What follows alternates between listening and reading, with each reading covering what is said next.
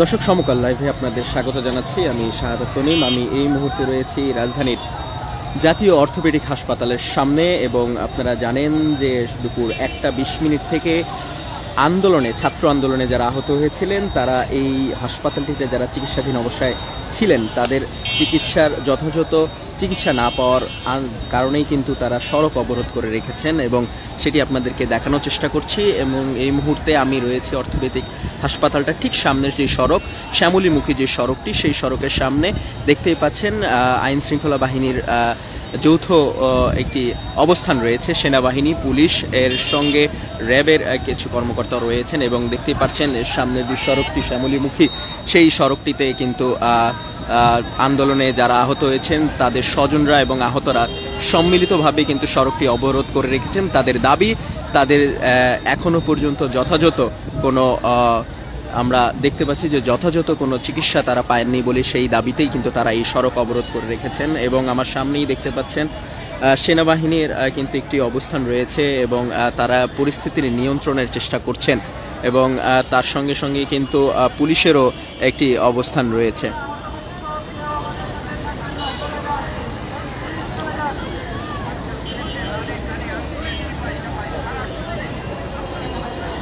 দর্শক, সরাসরি যুক্ত করেছি সমকাল লাইভে জাতীয় অর্থোপেডিক হাসপাতালের পুনর্বাসন প্রতিষ্ঠান, যেটিকে পঙ্গু হাসপাতাল নামেও মানুষ চেনেন। সেই সামনের যে সড়কটি কিন্তু ছাত্র আন্দোলনে যারা আহত হয়েছেন তারা কিন্তু এই সড়কটি অবরোধ করে রেখেছেন। দুপুর 1:20 থেকে কিন্তু এই অবস্থান আমরা দেখতে পাচ্ছি এবং শুধুমাত্র অ্যাম্বুলেন্স ছাড়া বাকি সকল যানবাহন কিন্তু এই সড়ক দিয়ে চলাচল বন্ধ করে রেখেছেন তারা।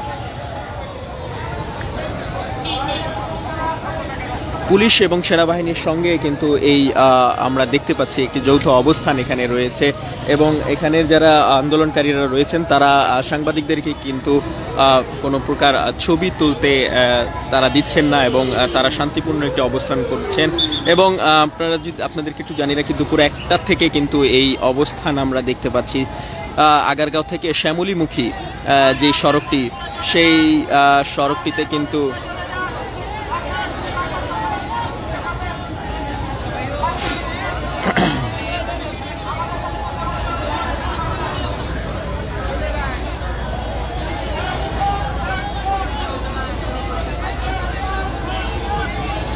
ছাত্র অভ্যুত্থানে যে আন্দোলনে যারা আহত হয়েছেন তাদের অবস্থান যদি আমরা আপনাদেরকে একটু দেখানোর চেষ্টা করি, তারা কিন্তু এই সড়কটিতে অবস্থান নিয়েছেন এবং আগারগাঁও থেকে শ্যামলীমুখী যে সড়কটি সেটিতে কিন্তু তারা সড়ক অবরোধ করে রেখেছেন এবং শুধুমাত্র অ্যাম্বুলেন্স ছাড়া অন্য কোনো যানবাহন তারা যেতে দিচ্ছেন না এবং তাদের দাবি, তাদের যথাযথ চিকিৎসার দাবিতেই তারা এই সড়কটি অবরোধ করেছেন এবং সরকারের প্রতি তাদের দাবি যে আন্দোলনে যারা আহত হয়েছেন তাদের যথাযথ চিকিৎসা এখন পর্যন্ত তারা সন্তোষজনক হয়নি বলে কিন্তু তারা এই অবরোধটি করে রেখেছেন। এবং সকাল থেকেই কিন্তু এই সড়কে তারা অবস্থান নিয়েছিলেন। দুপুর 1টা থেকে তারা এই সড়কটি অবরোধ করে রেখেছেন এবং এখন পর্যন্ত রয়েছেন এবং সাংবাদিকদের ছবি তুলতেও তারা বারবার নিষেধ করছেন এবং কোনো প্রকার ছবি ভিডিও ধারণ করতে দিচ্ছেন না। তারা কোনো গণমাধ্যমের সঙ্গেও তারা কথা বলতে চাচ্ছেন না। তাদের দাবি সরকারের পক্ষ থেকে তাদের সঙ্গে কথা বলার পরপরই কিন্তু তারা এই সিদ্ধান্তে আসবেন। এবং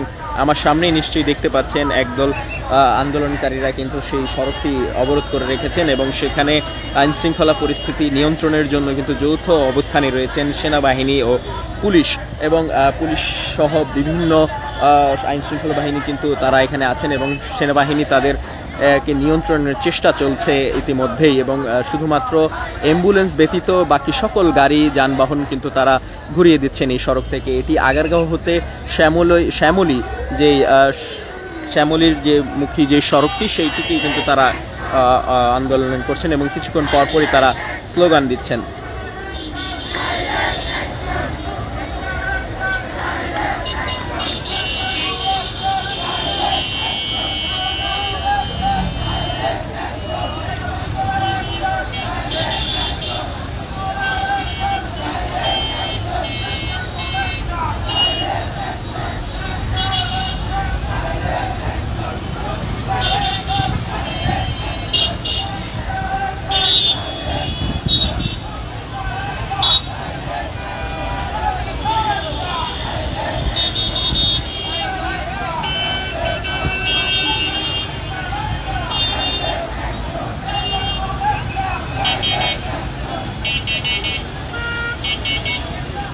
দর্শক, জাতীয় অর্থোপেডিক হাসপাতালের সামনে থেকে সরাসরি যুক্ত করেছি আমি। আপনাদের জানিয়ে রাখতে চাই, দুপুর 1টা থেকে কিন্তু এই সড়ক অবরোধটি চলছে এবং ছাত্র আন্দোলনে যারা আহত হয়েছেন তাদের পুনর্বাসনে, তাদের যে চিকিৎসা যথাযথ পুনর্বাসনে এবং সুষ্ঠু হওয়ার দাবিতেই কিন্তু তারা এই আন্দোলনটি চালিয়ে যাচ্ছেন।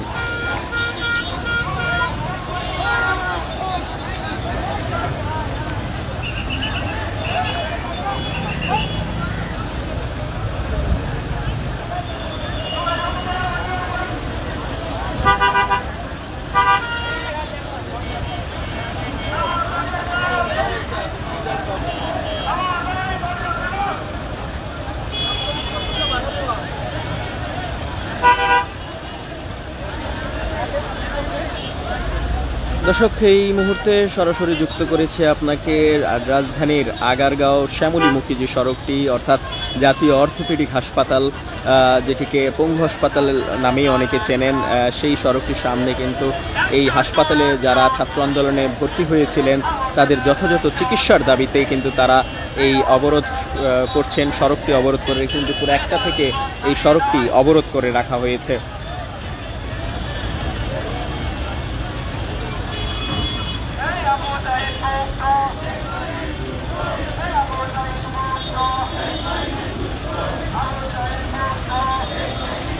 দুই পাশের সড়কেই কিন্তু অবরোধ করে রাখা হয়েছে। আপনাদের যদি একটু দেখানোর চেষ্টা করি,